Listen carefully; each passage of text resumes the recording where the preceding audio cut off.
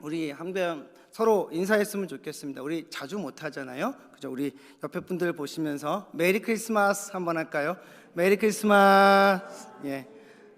네, 감사합니다. 네, 한 번 더 하겠습니다. 즐겁고 행복한 성탄절 되세요. 즐겁고 행복한 성탄절 되세요. 네, 감사합니다. 인사의 내용처럼 메리 크리스마스, 즐겁고 행복한 그런 성탄절 이런 기간들이 됐으면 좋겠습니다.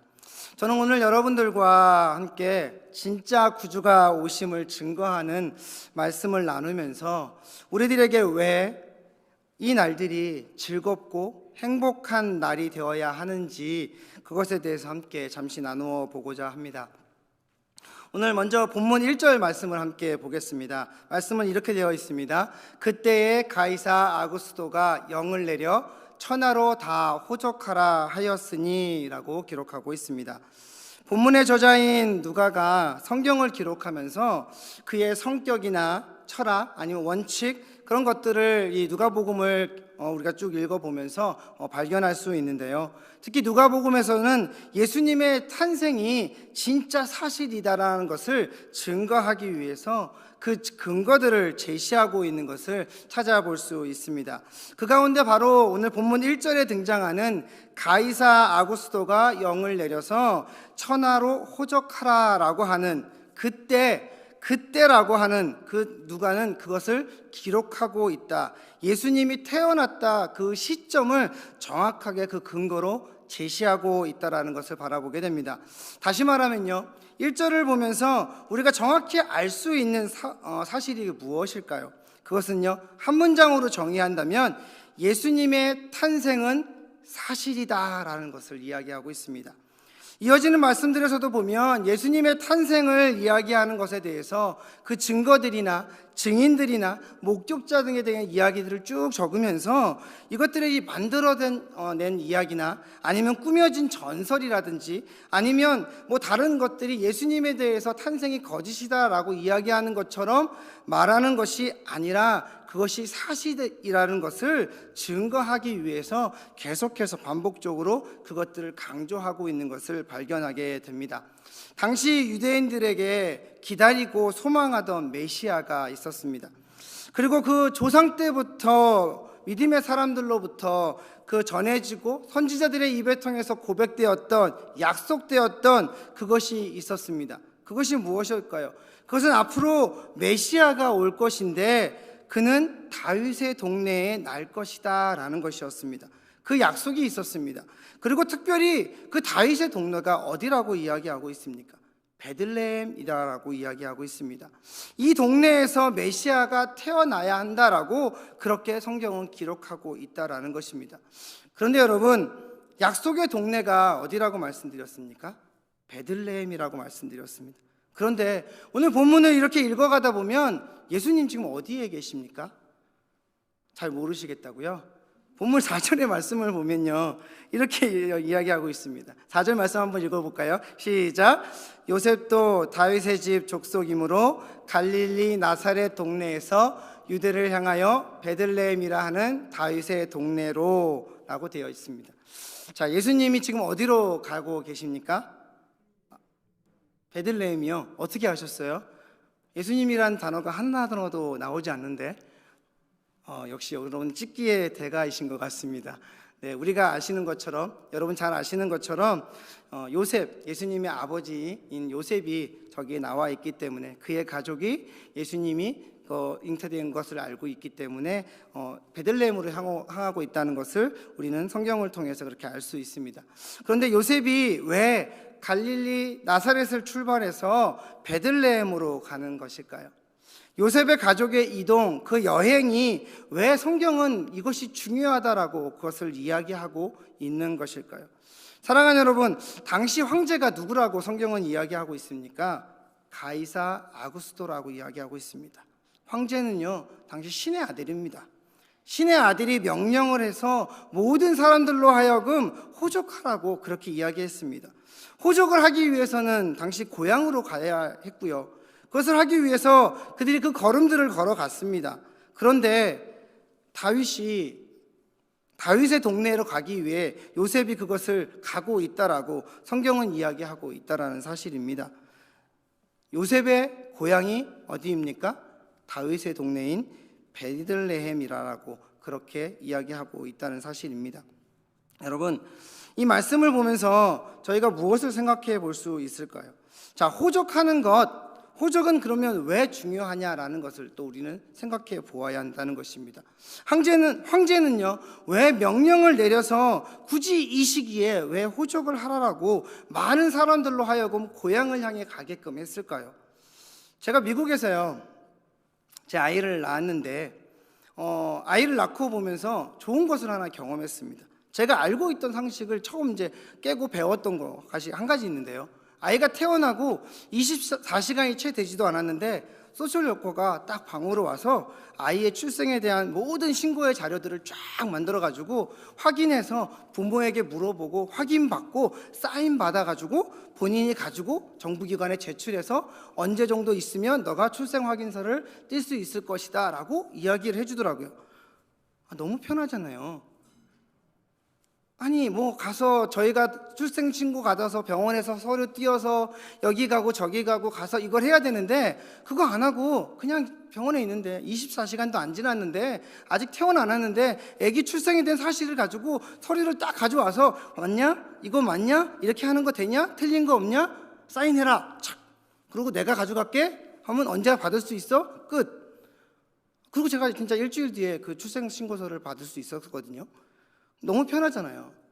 그런데 제가 한국에 가서 저희 아이를 등록하려고 출생신고를 하려고 하니까요, 너무나 복잡한 거예요. 동사무소에 가서 이 서류 띄고 이거 번역하고 또 가서 이거 만들고 이거 하고 혼인신고 집어넣고 뭐 하고 뭐 이렇게 하니까 너무 복잡한 거예요. 근데 미국에 있으니까 너무 편한 거예요. 근데 이런 출생신고를 딱 하고 끝나고 나니까 시스템적으로는 한국이 더 빠른데 내가 다니는 시간적으로 생각해 보니까 미국이 너무 편한 거예요. 너무 좋은 거예요. 근데 또 이거를 가만히 생각해 보고 비교를 해 보니까 한국은 요즘에 출생률이 낮다 보니까 저희 아이를 등록하고 나니까 돈을 주더라고요. 미국은 돈을 안 주잖아요. 그죠? 무려 100만 원을 줬어요. 한국에서. 100만 원 받아서 비행기 값 했거든요. 네, 농담이고요. 뭐 그냥 제가 분더기로 얘기한 거고. 자, 여러분 다시 본문으로 얘기하면 본문으로 돌아와서 이야기하면 황제가 왜 호적하라고 얘기했을까요? 그 명령을 왜 한 것일까요? 단순히 어떤 인구 조사를 위해서 황제가 그렇게 했을까요? 아니요. 돈 때문입니다. 출산율이 떨어져서 그것을 보강하기 위해서 아니면 어떤 정책을 잘 세워보려고 그렇게 했던 것이 아니라는 얘기입니다. 당시 유대인들은요, 하나님께 소득의 11조를 드렸습니다. 자신의 소득의 11조를 하나님께 드려왔는데 황제가 이 사실을 알았다는 것입니다. 황제의 입장에서는 이 돈이 너무나 아까웠을 것입니다. 그래서 호적하라고 명령을 했고 그 다른 모든 좋은 정책들을 위해서 그렇게 명령한 것이 아니라 결국 세금을 받아내기 위해서 호적하라고 명령을 했다라는 것입니다. 사랑하는 여러분, 황제는 신의 아들이라고 말했지 않습니까? 신의 아들인데 유대인들은 신의 아들인 자기에게 돈을 내는 게 아니라 세금을 내는 게 아니라 자신들이 진짜 신이라고 믿는 하나님께 11조를 드리고 하나님을 그렇게 섬겨왔다라는 것입니다. 그러나 황제인 그는 하나님을 인정할 수 없었습니다. 그러니까 결국 모든 것이 자기 것이었는데 자기 것이 아닌 쪽으로 뭔가 흘러가니까 그것을 질투하고 시기했겠죠.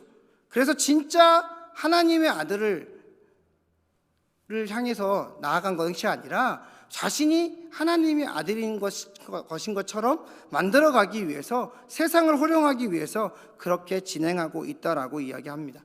구약성경 말라기서를 끝으로 선지자들의 그 예언이 끝난 이후로 400년 동안 아무런 말씀도 하지 않으셨던 하나님의 그 어둠의 시기, 우리가 바라볼 때 하나님이 계시지 않았을 것 같은 그 시기가 그 시기를 살아가던 유대 땅 한가운데 큰 별, 그 별을 보이시게 하시고 황제의 명령을 통해서도 약속과 예언의 성취를 이루어가게 하시는, 그래서 요셉을 다윗의 동네인 베들레헴 고향 땅으로 돌아가게 하셔서 예수님이 그 땅에서 태어날 수 있게끔 만들어 가시는 하나님의 일을 우리는 믿음의 눈으로 바라보아야 한다라고 오늘 본문을 통해서 우리는 깨달을 수 있습니다. 세상의 눈으로 세상은 지금도 어둡고 소망이 없기를 바라는 것 같지만 그 가운데서도요, 하나님은 조용히 움직이시고 일하시고 자신이 정하신 때를 향해서 그렇게 나아가고 계시는 것을 우리 마음을 통해서 또 우리 믿음의 눈을 통해서 바라보기를 원하고 계신다는 것을 저는 말씀을 통해서 깨닫게 되었습니다. 세상은 우리들을 비참하게 만들기도 합니다. 세상은 우리들에게 부당한 것을 요구하기도 하고 그렇게 해야 할 때도 있습니다. 세상은 말도 되지 않는 일로 나를 괴롭게 하기도 합니다. 그런데 여러분, 이 모든 악조건 속에서도요, 하나님의 약속을 믿고 묵묵히 성도의 삶을 살아갈 때, 그것을 걸어갈 때 우리 하나님은 세상을 호령하는 그 황제를 통해서도 요셉의 가정을 베들레헴으로 가게 하시고 그곳에서 진짜 메시아인 약속의 성취를 이루어 내시는 것을 우리는 믿어야 할 줄로 확신합니다. 갈릴리 나사렛으로부터 유대 베들레헴까지 거리가요, 약 한 230km 정도 된다고 합니다. 이걸 마일로 계산해 보니까 한 193마일 정도 되는 것 같더라고요. 굉장히 먼 거리잖아요. 이 거리를 만삭인 산모가 걸어갔다라고 생각하면 여러분도 어느 정도 시간이 걸릴 것 같습니까? 대략 계산을 해보니까 20일에서 22일 정도가 걸린다고 합니다. 뭐 제가 계산한 건 아니고요, 누가 계산해 놓은 거를 제가 참조해서 가져왔습니다. 요즘 같으면 쉽고 좀 빠르게 갈 수 있잖아요. 190마일 적은 거리가 아닙니다. 근데 그것을 걸어서 갑니다. 만삭인 산모가 그것을 걸어가고 있습니다. 교통수단도 없었습니다. 요셉의 직업이 목수였습니다. 목수였는데 무슨 부자였겠습니까? 마차라도 구해서 자기 아내를 태우고 그렇게 쉽게 그 걸음을 걸어갈 수 있었겠습니까? 아니요, 힘든 여정을 가지고 그 길을 걸어갔을 것입니다. 그 걸음을 마치고 여정을 마치고 베들레헴에 도착을 했습니다.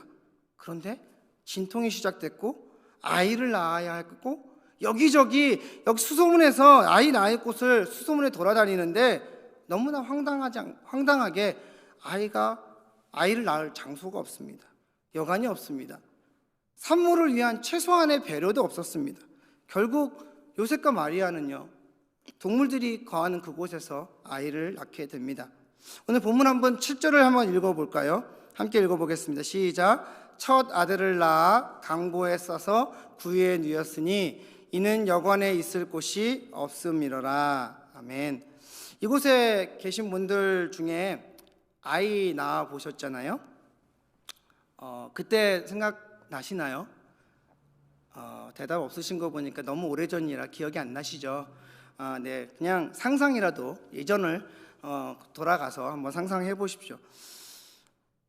이게 기억이 나면 둘째, 셋째를 못 낳죠, 그렇죠? 네, 근데 어쨌든 첫째 낳았을 때를 조금만 생각해 보시고 상상 한번 해보셨으면 좋겠습니다. 내가 아이를 낳아야 되는데 힘들어 죽겠는데 편안하게 아이를 낳을 공간이 없다 라고 생각을 하면 어떤 마음이 드실까요? 산모의 입장에서 어떤 상황일까요? 더더군다나 겨우겨우 구한 곳이 동물들이 지내던 그곳에서 들어갔는데 너무 황당해 죽겠는데 여기서 낳으라고? 미쳤어? 제정신이야? 뭐 이런 소리 할 수 있잖아요. 성경은 그런 걸 기록하고 있지 않기 때문에 당시 마리아와 요셉의 상황이 어떨지는 모르지만 상상은 해볼 수 있잖아요. 그런데 그곳에서 아이를 낳았다라고 성경은 말씀하고 있습니다. 요즘도 아이를 낳는 것 자체가 굉장히 위험한 일이기도 합니다. 그런데 성경은 둘째, 셋째도 아니고 첫째 아이를 그곳에서 낳았다라고 이야기합니다. 제가 15년 만에 아이를 낳아서 아이를 어떻게 돌봐야 할지, 어떻게 키워야 할지, 어떻게 키워야 될지 잘 몰라서 교육도 받아보고 뭐 이렇게 강의도 들었습니다. 그럼에도 불구하고 첫 아이잖아요. 부모도 첫 아이고 아이도 첫 부모잖아요. 서로 어색하잖아요. 그렇죠? 그러니까 서로 실수가 있을 수 있고 어려울 수도 있습니다. 근데 그런 걸 떠나서 당시로 돌아가자 보면 더욱더 어려울 수 있는 상황이 될 수 있다라는 거죠. 너무나 황당한 이 상황, 아이를 위험 속에서 낳아야 하는 마리아의 심정, 청결하지도 못했던 그 장소에서 남편인 요셉과 아이와의 첫 만남을 가져야 했던 그 마리아의 마음은 어땠을까라는 생각을 좀 해보게 되었습니다. 그 마음이 어쩌면 외롭고 어쩌면 슬프고 어쩌면 쓸쓸하지 않았을까라는 생각도, 그런 상상도 좀 해보았습니다. 첫 아이가 생겼다는 그 기쁨, 감사, 그 행복감, 힘들었던 상고의 그 고통의 시간을 다 잊어버리게 했어야 하는 시간임에도 불구하고 지금 첫 아이를 낳고 아이를 천에 쌓아서 동물들이 먹는 그 밥통 위에다가 아이를 놓아야만 하는 그 엄마의 마음은 과연 어땠을까 라는 생각을 해보게 되었습니다. 또한 요셉의 마음은 그러면 어땠을까요? 약혼은 했지만 마리아가 아이를 가졌다는, 임신했다는 소식을 들었고 조용히 끊고자 했지만 천사의 말을 듣고 순종하는 마음으로 인내하면서 마리아와의 결혼 생활을 시작했습니다. 그리고 또 이 상황에 베들레헴으로 와서 아이를 낳아야 하는데, 하나님의 아들이라고 하는 그 아이를 낳아야 하는 그 상황에 하나님이 하셨다라고 했는데 갈 곳도 없고 낳을 장소도 없고 이런 황당한 상황을 겪어야 했던, 이런 상황에서 아이를 낳아야만 했던 그 요셉의 마음은 과연 어땠을까? 어떤 상상을 해보았을까? 혼자만의 그런 시간들을 가졌을까라는, 그런 어떤 심정을 가졌을까라는 생각을 저 나름대로 좀 해보았습니다. 요셉과 마리아가 어쩌면 기쁨과 행복보다는요 슬퍼하고 있을 그때에 우리가 생각해 보면 무언가 일어나야 될 것 같잖아요. 그 순간에 뭔가 해서 뭐가 일어나야 될 것 같잖아요. 그래야 맞는 거 아닐까요? 그런데 성경은 아무 이야기도 하고 있지 않습니다. 그런데 여러분, 귀한 역사가 일어나고 있는 것을 발견할 수 있어요. 그 장소가 아니지만 귀한 역사가 일어나고 있다는 것을 발견할 수 있어요. 그게 어디냐면요, 오늘 본문 8절에서 10절 말씀입니다. 여러분 한번 찾아보셔서 한번 읽어보세요. 따라서 읽어보시면 좋겠습니다. 그 지역의 목자들이 밤에 밖에서 자기 양떼를 지키더니 주의 사자가 곁에 서고 주의 영광이 그들을 두루 비추매 크게 무서워하는지라. 천사가 이르되 무서워하지 말라. 보라, 내가 온 백성에게 미칠 큰 기쁨의 좋은 소식을 너희에게 전하노라. 아멘.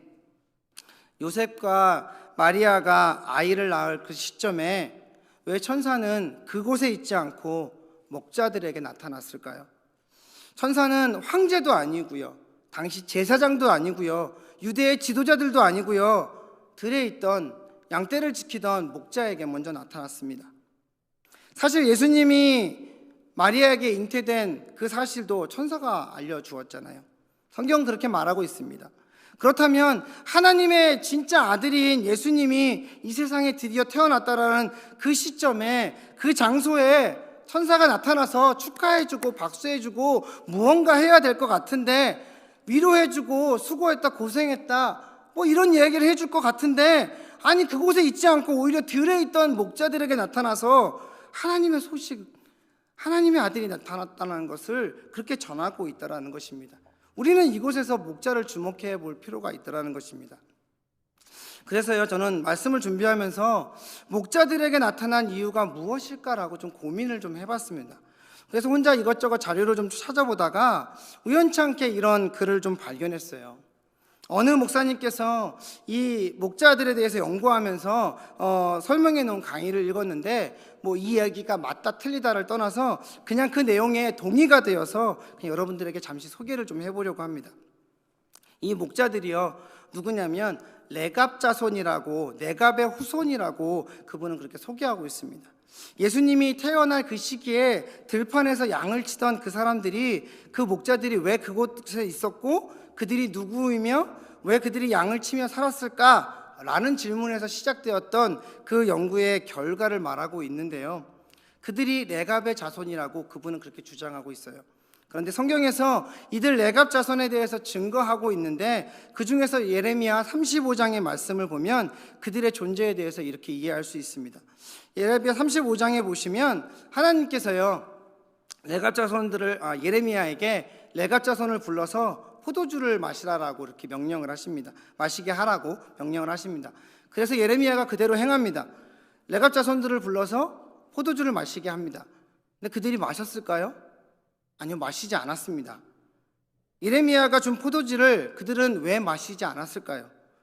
레갑 자손 중에, 레갑의 아들 중에 요나단이라는 사람이 있었는데요, 그가 후손들에게 명령하기를 포도주를 마시지도 말고 포도 농사를 짓지도 말고 집을 짓고 살지도 말고 텐트에서 살고 양을 치며 살아라라고 명령을 했다는 거예요.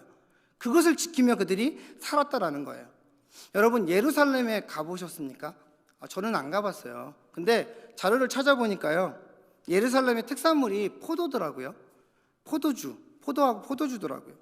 근데 특산물인 포도 농사를 짓지 않는다? 당시에. 그렇다면 이걸 생각해 보면 안전하고 편안히 보장된 생활을 포기하는 것과 똑같아요. 집을 짓지 않고 살아가는 거, 내 안전으로부터 난 그것을 포기하겠다라는 것과 똑같은 상황이지요. 포도 농사를 짓지 않는 것은 고소득을 포기한다는 거잖아요. 부자로 갈 수 있는 길을 다 내려놓는다는 것이에요. 그런데 이런 말도 안 되고 이해가 되지 않는 일을 요나단이 명령했다라고 해서 그들이 그것을 지켜가고 있던 후손들이라고 그렇게 이야기하고 있습니다. 그래서 예레미야 35장 18절과 19절에 보면요, 하나님께서 이렇게 말씀하시는 것을 보게 됩니다. 예레미야가 레갑 사람의 가문에게 이르되 만군의 여호와 이스라엘의 하나님께서 이와 같이 말씀하시기를 너희가 너희 손조 요나답의 명령을 순종하여 그의 모든 규율을 지키며 그가 너희에게 명령한 것을 행하였도다. 그러므로 만군의 여호와 이스라엘 하나님께서 이와 같이 말씀하시니라. 레갑의 아들 요나답에게서 내 앞에 설 사람이 영원히 끊어지지 아니하리라 하시니라 라고 그렇게 말씀하고 있습니다. 예수님이 태어날 그 당시에 들판에 있었던 목자들에게 그 레갑의 후손이 맞다면 하나님의 일하심이 얼마나 위대하냐는 것을 우리는 다시 한번 생각해 볼 수 있다는 거예요. 한 가지 더 설명하자면요, 이 레갑의 후손들이요, 예레미야 시대를 지나서 나중에 보면 남유다가 멸망을 하고 그 바벨론으로 포로로 모든 사람들이 끌려갈 그 시점에 끌려가지 않은 사람들이 바로 이 레갑의 후손들이에요. 왜냐하면 그들이 목자였잖아요. 당시의 목자들은 천한 일을 하는 천한 사람들이었어요. 그러다 보니까 굳이 이 사람들까지 포로로 끌고 갈 이유가 없었던 거예요.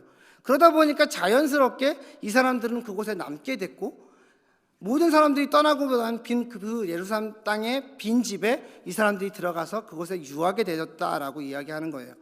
그리고 느헤미야의 말씀을 보면 성전이 나중에 다시 재건할 때의 말씀을 생각해 보면 북문이라는 것을 세우게 되는데요, 북문의 의미가 똥문이에요. 똥이라고 하니까 좀 이상하세요? 동물의 배설물들이 출입하는 문으로 북문이라는 이름 앞에 그 의미를 똥문이라고 이렇게 지은 거예요. 그런데 그 똥문을 만드는 그 성벽을 재건할 때 그 일을 느헤미야가 누구를 시키냐면 레갑 자손들, 그 레갑의 후손들을 시키고 있다는 것을 성경이 이야기하고 있어요. 그렇다 보면 이것은 그 일을 맡겼다라는 것은 그곳에 살 수 있는 권한과 그것을 유지 관리해야 할 의무가 함께 따라지는 것을 이야기하고 있다는 것을 말씀하고 있습니다. 여러분, 다시 본문으로 돌아오자면요, 들판에 있던 그 목자들, 이들이 레갑 자손의 후손들이 맞다면요, 이들이 어떤 일을 하고 있었던 것일까요? 그들은 예루살렘과 베들레헴을 왔다 갔다 하면서 양을 쳤다라는 거죠. 당시에 양을 치면서 먼 지역에서 예루살렘에 와서 하나님 앞에 제사를 드리려면 제물이 있어야 되잖아요. 그 양을 사서 제물로 드려야 되는데 그 양을 팔고 있던, 키우던 사람들이 이 레갑의 후손들이었다라고, 양을 공급하는 사람들이 이들이었다라는 거죠. 쉽게 얘기하면 그 양은 어떤 양인가요? 성경에서 하나님께 드려지는 양은 흠이 없고 점도 없고 순전한 양이어야 되잖아요. 그들이 그런 양들을 키웠다라는 거죠. 하나님께 제물로 드려지는 그 양을 키웠다는 것 자체가 굉장한 일이잖아요. 목자들에게 무식하다라고, 천한이라고 볼 수 있는 그런 일은 아니라라고 우리가 생각해 볼 수 있다는 겁니다. 황제의 명령을 통해서, 하나님 그 호적하라라고 하는 명령을 통해서 갈릴리 나사렛에 있던 요셉의 가정을 베들레헴으로 이끌게 하신 하나님의 그 약속의 움직임을 바라보듯이 이들이 예갑의 후손들이 맞다면 그들은 하나님의 말씀을 따라서 그곳에서 하나님의 말씀을 묵묵히 지켜가고 순종하고 하나님이 그것을 영원히 끊이지 않게 하리라고 하셨던 그 약속을 따라서 지켜 살아갔다라는 사람들이라고 그렇게 우리는 바라볼 수 있다라는 것입니다. 사랑하는 여러분, 이 목자들에게 구주가 나타나셨다는 소식은 그러면 어떤 의미로 다가올까요? 그들에게 메리 크리스마스가 됐다라는 거죠. 즐겁고 행복한 성탄일이 됐다는 거죠. 그들이 그렇게 기다리고 소망했던 날, 그 선조들로부터 지켜왔던 그 약속을 바라보며 생각했던 그 날의 소식을 그들이 들었다라는 거죠. 그래서 오늘 본문 11절 11절에는요 오늘 다윗의 동네에 너희를 위하여 구주가 나셨으니 곧 그리스도 주시니라. 너희가 가서 강보에 쌓여 구유에 누워있는 아기를 보리니 이것이 너희에게 표적이니라 하더니 라고 말씀하지 않습니까? 자신에게 나타나서 천사가 그렇게 했던 말을 듣게 됩니다. 천사가 그들에게 그렇게 기다렸던 구주가 태어났다는 말을 그들은 접하게 됩니다. 어디서요? 들판에서 다윗의 동네에서 태어났다라는 소식을 듣게 된다라는 거죠. 그 베들레헴 말입니다. 저는 이 부분을 보면서요 목자들이 이런 생각을 하지 않았을까라는 생각을 해보았습니다. 첫 번째 생각은요, 구주가 나셨다고? 그런데 어디서? 베들레헴에서. 오케이. 근데 어디? 마구간. 그래? 구주가 나셨는데 메시아가 태어났는데 궁전도 아니네. 제사장 집도 아니네. 어디 지도자 집도 아니네. 그래? 그럼 한번 가볼 수 있겠다 라는 생각을 했을 거예요. 또 두 번째는요, 아기가 누워있는데, 태어나서 누워있는데 어디에 누워있다고? 구유에? 동물 밥통에? 거기에 누워있다고? 말이 돼? 왜 이런 일이 있었지? 무슨 일이지? 라는 생각을 했을 것 같다는 상상을 좀 제 나름대로 해봤습니다. 왜냐하면요, 그들은 천한 직업이라 그랬잖아요. 천한 사람들이 만약에 궁전에서 예수님이 태어났다면 들어갈 수 있었을까요? 천사가 아무리 이야기했다고 해도 그들의 인력으로 들어갈 수 있었을까요? 아니요, 못 들어갑니다. 유대 제사장 지도자들 갈 수 있었을까요? 아니요, 반겨주지 않았을 겁니다. 무슨 이상한 소리 하냐고 쫓아냈을 겁니다. 들어오지도 못했을 것입니다. 그런데 그들이 갈 수 있는 곳에 예수님이 태어났다라고 천사가 이야기합니다. 그러다 보니까 더 가보고 싶은 마음이 생겼을 거라는 겁니다.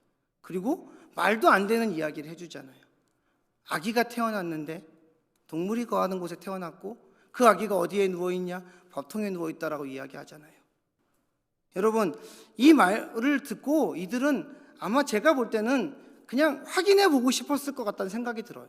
저도 이런 말도 안 되는 상황이 들면 아니 일단 가서 보자고, 확인해 보자고, 확인해 보고 이야기하자고 라고 했을 것 같습니다. 왜냐하면 일단 황당한 사건을 겪었잖아요. 천사가 와서 이야기했잖아요. 자기가 기다리던 그런 일이 벌어졌는데 더 황당한 일을 보여주니까 눈으로 보고 믿고 싶었잖아요.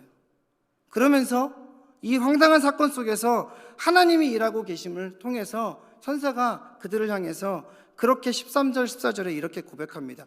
호련히 수많은 천군이 천사와 함께 하나님을 찬송하며 이르되 지극히 높은 곳에서는 하나님께 영광이요 땅에서는 하나님이 기뻐하시는 사람들 중에 평안으로다 하니라 라고 그렇게 찬양하는 모습을 그들은 보게 된다는 겁니다.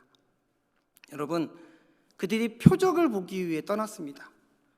그런데 그들이 천군 천사들이 노래하는 것을 보게 됩니다. 찬양하는 것을 보게 됩니다. 여러분, 여기서 보면 천군이라고 했잖아요. 천군은 군대를 이야기합니다. 군대에서 가장 중요한 게 무엇일까요? 물론 명령입니다. 근데 그 명령은 누가 내립니까? 리더가 내립니다. 그 리더가 누구냐고요? 하늘의 천군 천사가 바라볼 때 그 리더가 누구냐고요? 예수님이잖아요. 예수님이 이 땅에 오셨다고요. 그분이 오심으로 인해서 모든 일이 다 끝났다라는 걸 그들이 알고 하나님 앞에 영광을 돌리고 찬송하는 모습을 그들이 보게 되고 그들이 그렇게 노래하고 영광을 돌렸다는 것을 성경이 고백하고 있다는 것을 우리는 바라보게 될 수 있다는 것입니다. 여러분, 아기 예수님이 이 땅에 오셨다는 그 소식은 하늘에 있는 천군에게도 기쁜 소식이었을 거고요, 좋은 소식이었을 거랍니다. 그렇기 때문에 그들이 더 노래할 수 있었을 것이라고 믿습니다. 사랑하는 여러분, 세상은요, 지금도 우리들의 귓가에, 우리들의 이 입술 속에서 자꾸만 해피 할러데이를 이야기하고 그렇게 불려지고 들려지기를 원하고 그렇게 우리들이 머릿속에 인식시키고 있습니다. 즐겁게 노는 날, 가족들끼리, 친구들끼리, 또 직장 동료들끼리, 동창들끼리 모여서 먹고 마시고 떠들고 그냥 선물 주고받고 즐겁게 보내는 날로 그렇게 세상은 우리를 바꾸어 가려고 합니다. 그런데 여러분, 최소한 예수님을 알고 예수님을 믿고 그분을 구주로 영접한 그런 분들이라면 세상이 해피 할러데이라고 이야기할 때, 그렇게 외칠 때 우리만은 메리 크리스마스라고 그렇게 외치고 다녀야 하지 않을까요? 아니, 그렇게 삶으로 살아야 되지 않을까요?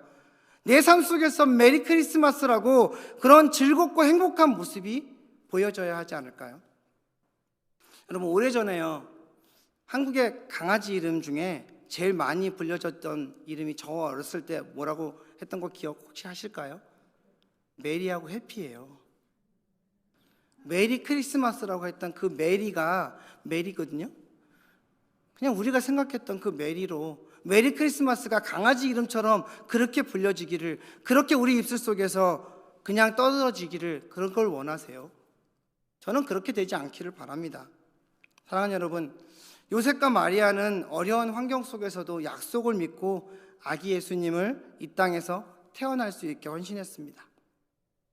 아기 예수님은 태어나는 과정 속에서도요, 어려운 길을 걸었습니다. 쉴 곳도 누울 곳도 없어서 결국 하찮게 여기는 동물들이 권하는 쉼터에서 예수님이 이 첫 세상과의 마주함을 가지게 되었습니다. 하나님의 그 약속이 현실이 되는 그 순간에도요, 요셉과 마리아에게는 아무런 변화도 일어나지 않았습니다. 어떤 역사도 일어나지 않았고 기적도 일어나지 않았습니다. 아기 예수님은 그렇게 조용히 이 땅에 오셨습니다. 그러나 예수님을 기다리고 살아가던 사람들이 있었지 않습니까? 그 순간에 그 소식을 듣고 표적을 경험한 그 사람들이 있었습니다. 아기 예수님이 이 땅에 오심을 환영하고 찬송하고 그렇게 박수를 비르며 하나님 앞에 영광을 돌리던 수많은 천군 천사들처럼 그것을 기뻐하고 그것을 경배하기 위해서 갔던 사람들이 있었습니다. 인간의 세계에서 아무도 반겨주지 않고 알아주지 않았던, 주목하지 않던 그 시간의 말입니다. 사랑하는 여러분, 여러분들에게 그날은 메리 크리스마스이십니까? 즐겁고 행복한 성탄일 맞으십니까? 아니면 해피 할러데이이십니까? 저는 소망하며 이렇게 기도합니다. 여러분들의 호흡이 끝나는 그 순간까지 입술에서, 저희들의 고백 속에서, 삶의 걸음 속에서 메리 크리스마스가, 그런 날들이, 행복하고 기쁘고 감사한 그런 날들이 끊이지 않고 끊임없이 이어질 수 있기를 예수님의 이름으로 축복합니다.